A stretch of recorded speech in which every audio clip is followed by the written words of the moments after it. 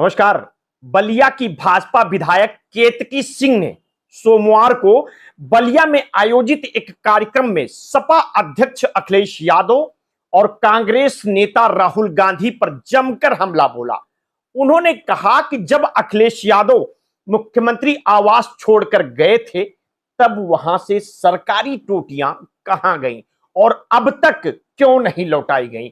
उन्होंने तंज कसते हुए कहा कि पहले टोटियां लौटाई जाएं, उसके बाद ही उनकी अन्य मांगों पर विचार किया जाएगा। आप भी सुनिए उन्होंने क्या कुछ कहा है।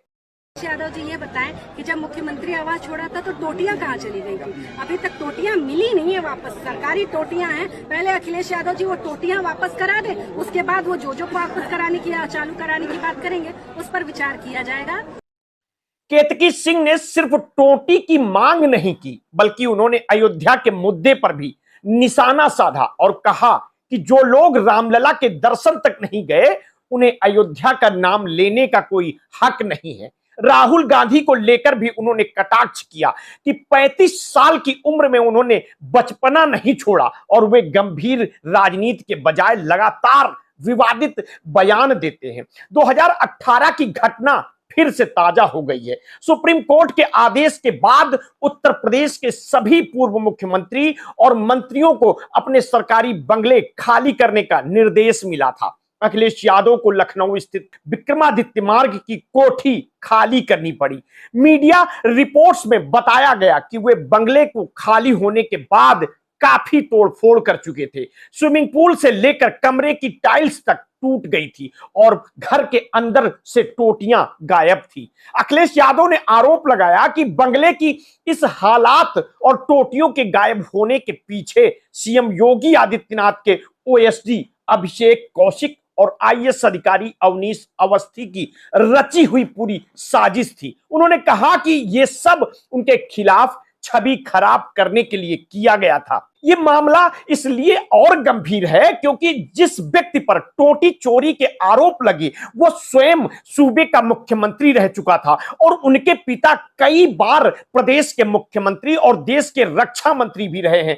ऐसे व्यक्ति के छवि को बिना किसी ठोस सबूत के टोटी चोरी का आरोप लगाकर बर्बाद करने की साजिश कहां टिकती है। मजे की बात यह है कि जिस अधिकारी ने अपने व्यक्तिगत हित और नंबर बढ़ाने के लिए यह पूरी साजिश रची, वो रिटायर होने के बाद आज भी सीएम आवास में मलाई काट रहा है।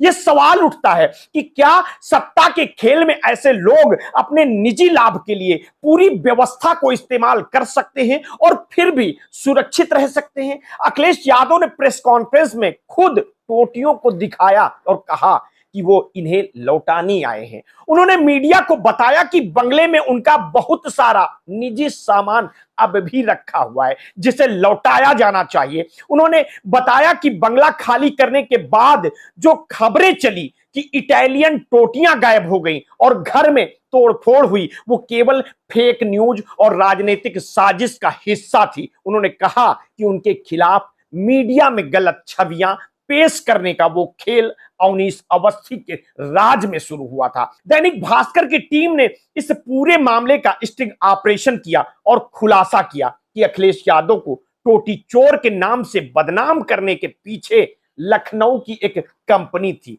कंपनी के प्रमुख आकाश श्रीवास्तव ने बताया कि अभिषेक कौशिक ने यह अभियान शुरू कराया था। उन्होंने यह भी स्पष्ट किया कि वास्तव में कोई टोटी चोरी हुई ही नहीं थी। कर्मचारियों ने सामान इधर उधर रखा था जिसे राजनीतिक एजेंडे के तहत अखिलेश यादव के खिलाफ इस्तेमाल कर दिया गया।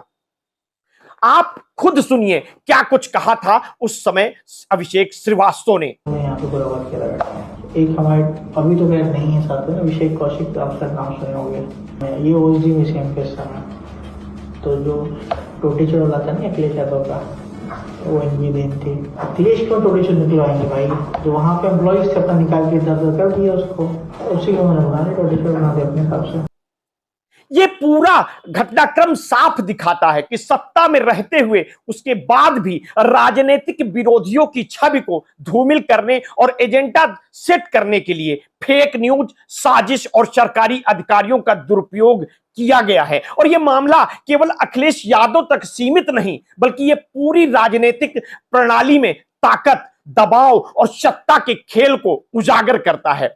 सवाल यह उठता है कि क्या ऐसे आरोपों और साजिशों के सामने कोई भी राजनेता सुरक्षित रह सकता है?